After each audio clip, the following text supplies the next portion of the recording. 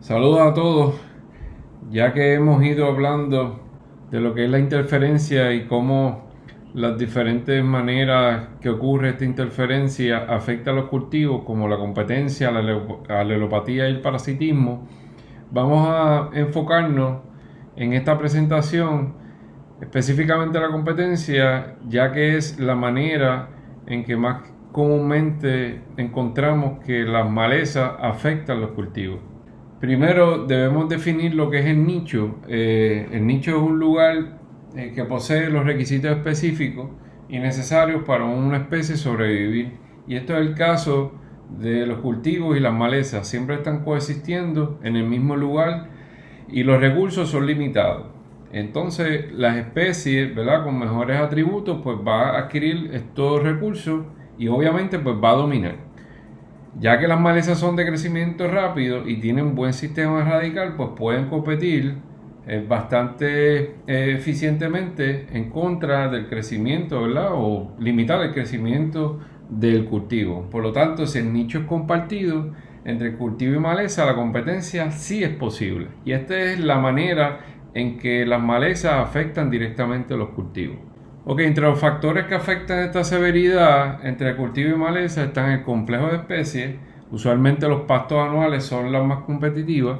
El tiempo de germinación, cuando se utilizan herbicidas preemergentes, favorecen el cultivo y por lo tanto retrasan el efecto o ese crecimiento de las malezas. El ciclo de vida, las malezas anuales compiten en todo el predio, a diferencia de las malezas que son más perennes. Y el crecimiento, por ejemplo, en la hierba Johnson, es un crecimiento más erecto versus la pata de gallina, que es otra maleza, pero es de crecimiento postrado. O sea que la maleza hierba Johnson pues, es más competitiva en contra del crecimiento, ¿verdad?, o afectando el crecimiento de los cultivos.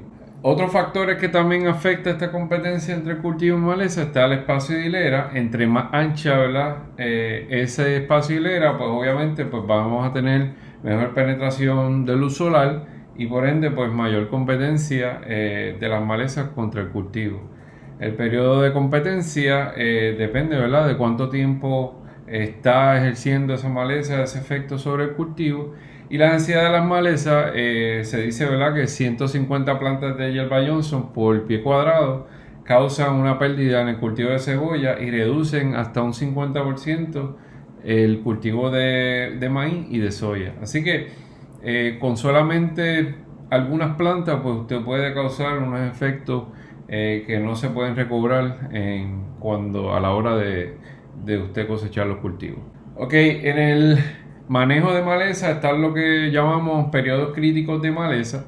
Existe un periodo al inicio del cultivo, cuando este puede soportar las malezas sin ningún tipo de reducción en el rendimiento, y hay un periodo al final del ciclo del cultivo donde las malezas ya no reducen el rendimiento. O sea que no importa si usted las tiene o no las tiene, el efecto va a ser el mismo en el rendimiento del cultivo.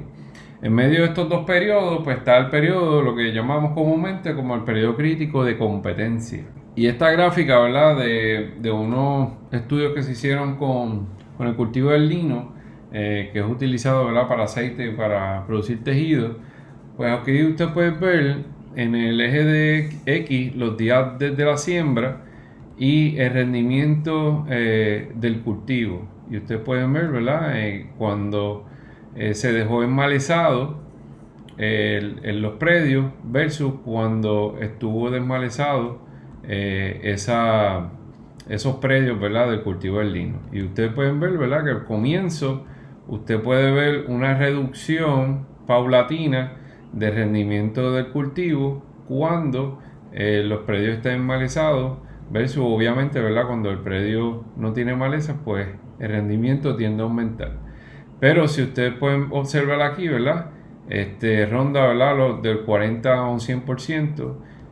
Luego, ¿verdad?, en el caso de rendimiento del cultivo va a ir disminuyendo a través del tiempo según, ¿verdad?, se dejen esos predios enmalezados, mientras que el rendimiento del cultivo va a seguir en aumento cuando el periodo no tiene maleza. Así que usted tiene aquí este periodo crítico que en este caso son de 30 a 80 días después de la siembra, donde usted tiene un periodo crítico para usted manejar las malezas. Luego de ahí, no importa lo que suceda, usted va a tener, ¿verdad?, estos rendimientos que usted no va a poder recuperar si usted deja el predio enmalezado. En este periodo crítico de las malezas va a depender, ¿verdad?, de la especie de cultivo, la especie del cultivo o de la maleza. El maíz o tomate compiten mejor contra el bledo que con cebolla, porque la cebolla tiene un porte, un crecimiento de porte pequeño o porte bajo.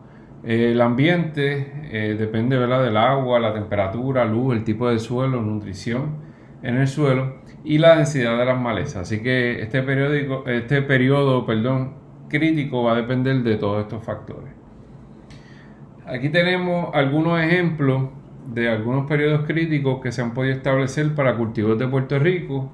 En el caso del tomate, usted debe tener sus predios libres de maleza de 4 a 6 semanas después del trasplante. El pimiento no tolera, tiene que estar el predio libre de maleza desde el trasplante hasta 5 semanas después. El pepinillo puede soportar de 3 a 6 semanas después de la siembra.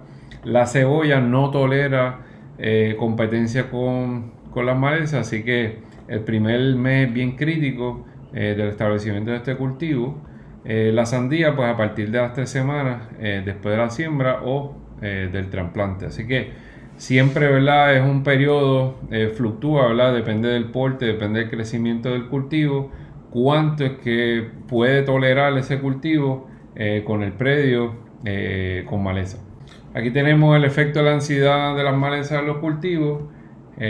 Aquí tenemos en el eje de X la densidad o número de malezas por metro cuadrado va en aumento, y aquí vemos, ¿verdad?, el rendimiento del cultivo, y vemos, ¿verdad?, que a través del tiempo se va reduciendo el rendimiento del cultivo, pero va a llegar el momento, ¿verdad?, que no importa si sigue aumentando la cantidad de maleza, el rendimiento de su cultivo va a seguir siendo igual. O sea que un aumento adicional de densidad de estas malezas pues no va a seguir disminuyendo el rendimiento. Usted va a poder cosechar algo, pero sin importar qué cantidad, pero sí es periodo crítico, ¿verdad?, esos primeros meses que usted tenga un nivel bajo de densidad de maleza.